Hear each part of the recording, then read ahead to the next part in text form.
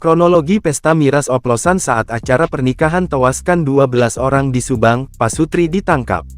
12 orang dilaporkan meninggal dunia dan 3 orang kritis pasca menegak minuman keras oplosan saat acara pernikahan. Belasan orang sebelumnya menegak miras oplosan di rumah kediaman Bapak inisial E yang beralamat di Kampung Cipulus, Desa Segalaherang Kaler, Kecamatan Segalaherang, Subang Minggu, tanggal 29 Oktober tahun 2023. Belasan korban miras oplosan dilarikan ke RSUD Ciareng Subang, untuk menjalani perawatan. Nahas, sebagian korban tak tertolong nyawanya. Kapolres Subang, AKBP Arik Indra Sentanu menyampaikan kronologi pesta miras oplosan yang membuat sebanyak belasan warga dilarikan ke rumah sakit. Dan didapatkan info bahwa korban tersebut sebelumnya bersama-sama minum minuman keras oplosan di tempat pernikahan rumah kediaman Bapak inisial E, alamat Kampung Cipulus, Segalaherang Kaler, Kecamatan Segalaherang, Kabupaten Subang. Menurut Kapolres, miras oplosan tersebut dibeli dari warung di kawasan Jalan Cagas, Subang.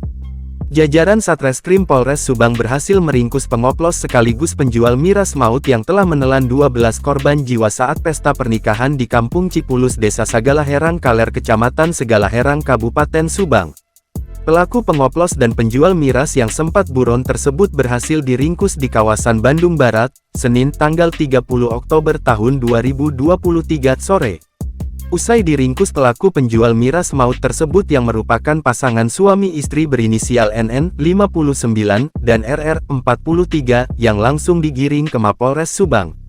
Dalam konferensi persnya, Kapolres Subang AKBP Arik Indra Sentanu, didampingi Kasatreskrim Ibtu Herman Saputra mengungkapkan, pelaku berhasil diamankan kurang dari 24 jam setelah sempat buron.